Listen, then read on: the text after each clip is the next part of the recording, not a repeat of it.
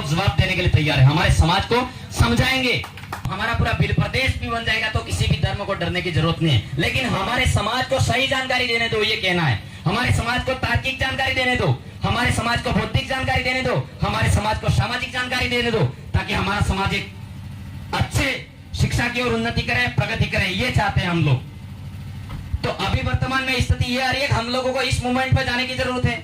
हमारा समाज इस मूवमेंट पे जा रहा है और हमारे इस क्षेत्र से, हमारे बीच में से शहीद हुए वीर शहीद जगदीश भाई जी को भी इस आदिवासी परिवार के माध्यम से और पूरे बिल प्रदेश की तरफ से और पूरे हमारे खेरवाड़ा राजस्थान बिल प्रदेश की तरफ से इस थलासिया की धरती को जोहार नमन करता हूं साथियों। आज हमारे भारत देश में हमारे पुरखों ने जिस तरीके से बलिदानियां दी, शहादती दी, तो हमारे जो संविधान में प्रावधान है और बताया गया है कि हमारा भारत देश भौगोलिक विविधताओं का देश है, सांप्रदायिक विविधताओं का देश है। यह कहते हैं कई लोगों को यह महसूस होता है कि ये बिल प्रदेश की बात करते हैं। तो हम हमारे आदिवासी परिवार के माध्यम से हम लोग SC, ST, OBC, माइनॉरिटी तमाम समुदाय, जनरल समुदाय भी है, उन सभी समुदायों का यानी कि मानव मात्र कल्याण के उपलक्ष्य में काम कर रहे हैं। किसी भी कौम को हमारे बिल प्रदेश बनने से डरने की जरूरत नहीं है साथियों, क्योंकि हम लोग आज इस आदिवासी परिवार के कार्यक्रम में उन वीर शहीद को भी याद करना चाहते हैं कि हमारा SC, ST, OBC, minority, general समुदाय से भी क्यों ना हो, आज ही के दिन हमारे वीर शहीद भगत सिंह का भी जन्मदिन है। तो मैं उस सिख समुदाय को भी इस आदिवासी परिवार के माध्यम से, पूरे प्रदेश के माध्यम से हम सिख समुदाय को भी जोहार नमन करते हैं, भगत सिंह को भी जोहार नमन करते हैं। तो मैं इस कार्यक्रम में कुछ विशेष बातों पर चर्चा करना चाहूंगा और कुछ विशेष बातें बता के जाना चाहूंगा। हमारे आदिवासी क्षेत्र में विस्तार में जो आदिवासी परिवार के हम कर्मचारी है, सामाजिक कार्यकर्ता है, दिन रात इस कार्य को लेकर आगे बढ़ रहे हैं। जिस तरीके से हमारे पुरखे सदियों से समझाते आ रहे थे और जगाते आ रहे थे, लेकिन हम लोग नहीं जगे। आज इस वजह से हम लोगों को इस बारिश में खड़ा रहना पड़ रहा है, खड़ा होना पड़ रहा है। अगर हम लोग जगदीश भाई से पहले मेघराज जी तावड़ काम करते थे, वो भी जल, जंगल, जमीन के मुद्दों को लेकर काम करते थे। उसके बाद वो कारवा जगदीश दादा ने संभाला, तब तक भी लोगों ने भरोसा नहीं किया। हमारे बीच में से कोई चला जाता है, उसके उपरांत व्यक्ति भरोसा करते हैं। ये सबसे बड़ी, मैं क्या कहूं, खेद का विषय है। तो जिस तरीके से हमारे पुरखे किसी जीव जंतु को अगर संबोधित करते हैं, इंगित करते हैं, वो जीव भी हमारे पुरखे उस टाइम नहीं पढ़े लिखे होते थे, फिर भी समझ जाते थे। जैसे किसी बैल को, किसी बंजारे के पास में बैल को ले आते थे, तो वो जानवर है माना कि, तो उस जानवर को भी हमारे जो पुरखे थे वो इतने ज्ञानी हुआ करते थे कि उस जानवर को भी कहते थे आ है। तो पूरे खेत को एक क्रमिक तरीके से, अनुशासन से वो खेत जोत देता था वो बैल। ऐसी उनकी हमारे पुरखों की विधा थी। लेकिन आज हम लोग इस आदिवासी परिवार के नाम से हमारे इस पूरे क्षेत्र में जगाने का काम करते हैं, तो लोगों को लगता है ना ये तो हिंदू का विरोध कर रहे हैं, ये तो मुस्लिमों का विरोध कर रहे हैं, ये सिखों का विरोध कर रहे हैं। आदिवासी परिवार किसी जाति धर्म का विरोध नहीं कर रहा है, मानव मात्र कल्याण के उपलक्ष्य में काम कर रहा है। इस प्रकृति पर जितने भी जीव जगत के जंतु हैं, यानी कि पूरी प्रकृति कल्याण के उपलक्ष्य में काम कर रहे हैं। तो किसी को हम आपत्ति हो ऐसा नहीं कहना चाहते, लेकिन हम हमारे समाज को संबोधित करना चाहते हैं, क्योंकि हम दूसरे समाज को भला बुरा नहीं कहते हुए हमारे समाज में जो कमियां है वो खुलकर बात करने की जरूरत है। आज इस प्रतिभा सम्मान समारोह में जो भी छात्र छात्राएं आई है, मैं इस मंच के माध्यम से उनको धन्यवाद ज्ञापित करना चाहता हूं कि वो लोग आगे बढ़े, उन्नति करें, प्रगति करें, हमारे समाज से डॉक्टर बने, इंजीनियर बने, प्रोफेसर बने, वकील बने, जज बने, बड़ी बड़ी पोस्ट पर जाए, ताकि वो उस परिवार का, समाज का, गांव का, वार्ड का, पंचायत का, ब्लॉक का, जिले का और पूरे भारत देश का और पूरे प्रदेश का नाम रोशन करे, ये आशा करते हैं। तो हमारे वाले लोग गलत ट्रैक पे चले गए हैं। संविधान में बताया गया है जल, जंगल, जमीन आपका अधिकार है। बबीता दीदी इस पूरे ट्राइबल क्षेत्र में इस मुद्दों पर बार बार बोलते हैं, लेकिन हमारा वाला समाज आज हमारे समाज के साथ में शोषण होता है, कोई साथ देने के लिए तैयार नहीं होता है। जिस तरीके से मैंने बैल की बात की, बैल तो समझ जा रहा है, एक जानवर होने के बाद भी कोई हमारा जो पुरखे वो जिस तरीके से उसको समझाते थे उसको समझ जाता था। लेकिन आज का जो खुद का बेटा या बेटी कोई समझाता है या माँ बाप समझाते हैं, कोई समाज के अग्रजन समझाते हैं, वो समझने के लिए तैयार नहीं है। पूरा गलत मूवमेंट ले लिया है समाज ने। हम लोगों को यहाँ से झाड़ोल जाना चाहिए, झाड़ोल से उदयपुर जाना चाहिए, हम लोगों को जयपुर जाना चाहिए, हम लोगों को दिल्ली जाना चाहिए। हमारे वाले लोग उस पोस्ट पर बैठेंगे तब जाके हम यहाँ चिल्लाएंगे, जो कुछ भी करेंगे, ज्ञापन देंगे अनुशासन से, तब तो हमारी उस अधिसूचना पे अनुशंसा की जाएगी। नहीं तो हम हमारे लोगों को पूछता कौन है? हमारे वाले लोग आज गलत ट्रैक पे इसलिए गए हैं कि हमारे वाले लोगों को हम बता रहे हैं कि 5-5, 10 होते हैं, उन लोगों को 5-5, 10 होते हैं, वो बहुत बुरी बात लग रही है। कोई व्यक्ति उनको ये कहता है 5-5, 11 होते हैं, तो 5-5, 11 स्वीकार कर लिया है उन लोगों ने।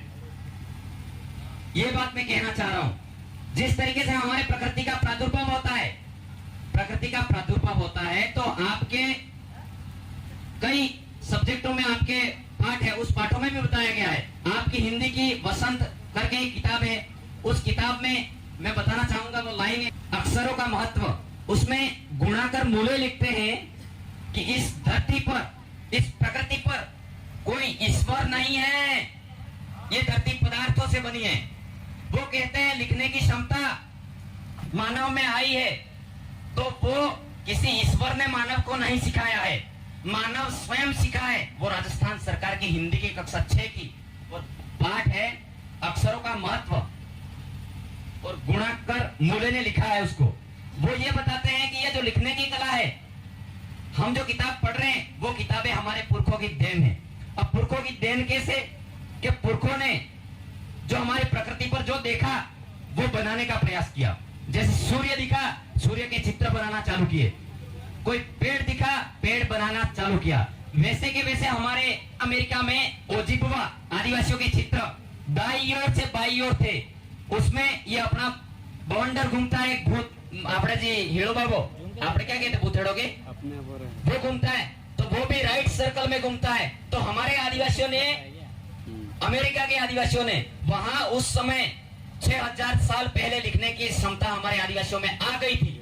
आज ये अभी वर्तमान में किसी, और मैं किसी धर्म का विरोध नहीं कर रहा हूँ, लेकिन कई लोगों को ये लग रहा है कि हमारे धर्म को उच्च नीच बताते हैं। हमारा पूरा बिल प्रदेश भी बन जाएगा तो किसी भी धर्म को डरने की जरूरत नहीं है। लेकिन हमारे समाज को सही जानकारी देने दो, ये कहना है। हमारे समाज को तार्किक जानकारी देने दो, हमारे समाज को बौद्धिक जानकारी देने दो, हमारे समाज को सामाजिक जानकारी देने दो, ताकि हमारा समाज एक अच्छे शिक्षा की ओर उन्नति करे, प्रगति करे, ये चाहते हैं हम लोग। तो अभी वर्तमान में स्थिति ये आ रही है कि हम लोगों को इस मूवमेंट पे जाने की जरूरत है। हमारा समाज इस मूवमेंट पे जा रहा है। आज आपने देखा होगा, मैं किसी भी मंदिर को पूजो ना नहीं बोलूंगा, किसी धर्म को मानो ना नहीं बोलूंगा, लेकिन आपसे मेरा सवाल है, हमारे पुरखे थे वो नैसर्गिक जीवन शैली को अपनाते थे। हमारे पुरखों के सिरा बापजी थे जो पूछते थे, खेत से प्राप्त हुआ, जिस चीज से प्राप्त हुआ उस चीज को नमन जोहार करते थे। खेत से पका, खेत को जोहार करते थे। बैलों ने खेती की, बैलों को जो उनकी पूजा करते थे, नैसर्गिक जीवन शैली को अपनाते थे। लेकिन हमारा वाला समाज आज घर बैठे माँ बाप को खाना नहीं खिला रहा है और रोडों पे दौड़ रहा है। रोडों पे दौड़ रहा इसलिए है कि आज अब वर्तमान में अंबाजी की स्थिति बता रहा हूं मैं, साफ साफ कहना पड़ेगा, चाहे इसके लिए हम लोग कुछ हद तक बोलना पड़े तो बोलेंगे, लेकिन समाज को अनुशासन से आगे बढ़ाने का प्रयास करेंगे। अभी वर्तमान में अंबाजी लोग जा रहे हैं। मैंने हमारे ग्रुप में, सोशल मीडिया के माध्यम से भी ग्रुप में कमेंट किया, कई अध्यापकों ने बोला लोकेश भाई फंस जाएगा, हो ऐसा हो जाएगा, इसके साथ ऐसा हो जाएगा। लेकिन हमने ये कहा कि हमारे अभी जो बनासकांठा जिला है उसमें अंबाजी गांव है, जो सिंबल पानी गांव में बेड़ा पानी जगह है, वहां 20 घर सरकार ने हटा दिए। तो आप सभी से मेरा सवाल है कि किसी मुस्लिम समुदाय में अगर किसी के 20 घर हटा दिए होते तो क्या होता? किसी जैन समुदाय के 20 घर हटा दिए होते तो क्या होता? किसी ईसाई धर्म के लोगों के 20 घर हटा दिए क्या होता? किसी राजपूत घरों के 20 घर हटा दिए होते तो क्या होता? आप सोचो साथियों, जरा सोचो अपने दिमाग से। हमारा समाज रोडों पर, सड़कों पर खर्चा कर रहा है, रोडों पर जा रहा है। क्या उस मंदिर में मैं इस हद तक किसी भी कोर्ट की डिबेट में खड़ा करते हम लोग जवाब देने के लिए तैयार है। हमारे समाज को समझाएंगे, सही जानकारी देनी पड़ेगी। मैं ये कहना चाहता हूँ हमारे आदिवासियों से क्या उस मंदिर के ट्रस्ट में हमारा कोई अध्यक्ष है, ये बात बता दो मुझे। कोई भी, सब इस जादम पर बैठे हुए तमाम साथियों से मेरा सवाल है, उस मंदिर में हमारा कोई आदिवासी उस चेयरमैन है उस मंदिर का, ट्रस्ट का? हमारे वाले लोग उसमें कितने 1 रुपया, 2 रुपये, 500 रुपये, 1000 रुपये, 2000, 3000 रुपये डाल रहे हैं। वो पैसा उनके विकास के काम में उपयोग होगा कि हमको देंगे क्या? किसी को ये लगता है कि ना अंबाजी विरोध करते हैं, कि हम किसी का विरोध नहीं कर रहे हैं। आपको क्या अच्छा लगता है, नहीं लगता है? आपके अंदर 2 रोटी खाते हो, खाना खाते हो, बैठते हो, उठते पड़ते हो, सब परिवार के साथ में रहते हो, आपको खुद पता लगना चाहिए। आज 20 घरों के परिवारों के साथ में आपको बैठने की जरूरत है या किसी मंदिर में आपको पैसा देने की जरूरत है? आपको कहां जाना चाहिए यह बताओ मुझे। हमारे समाज को कहां जाने की जरूरत है? मंदिर में जाने की जरूरत है कि वहां जो 20 घर भीग रहे हैं आज किस कंडीशन में रह रहे होंगे? ये हमें कभी नहीं सोचा इसलिए नहीं कि हमारे वाले समाज में लोग गलत ट्रैक पे चढ़ गए हैं। कई ग्रुप वाले भी ऑब्जेक्शन करेंगे, लोकेश भाई ऐसे बोलते हैं, मैं ग्रुप वालों को भी सम्मान करना चाहता हूं। आप कोई भी समस्या होती है, ग्रुप, संगठन, राजनीति, किसी भी पार्टी में विलोम करते हो कोई बात नहीं, लेकिन हमारे समाज के मुद्दे होते हैं वहां आप साथ में खड़े हो जाइए। मैं ये कहता हूं ग्रुप में दौड़ने से, क्या कहीं बाइकें दौड़ाने से या कहीं मंदिर जाने से आपके हक अधिकार जमीन के मिलते हो तो बताओ? या ग्रुप दौड़ाने से किसी महिलाओं पर शोषण होता है, अत्याचार हो रहा है तो आपको उसमें दिलाने का, आपको उसमें कितना फर्ज निभा रहे हो वो बताओ? कोई बजट पास हो रहा हो केंद्र सरकार में, वो आपको मिल रहा है कि नहीं मिल रहा है, उसमें क्या कोई बोले है? उसमें कोई नहीं बोलता है। तो हम लोगों को एक होकर काम करने की जरूरत है। हम लोग गलत ट्रैक पे नहीं जाए। हमारा आदिवासी परिवार है, आपको सही मूवमेंट पे ले जाने के लिए काम कर रहा है।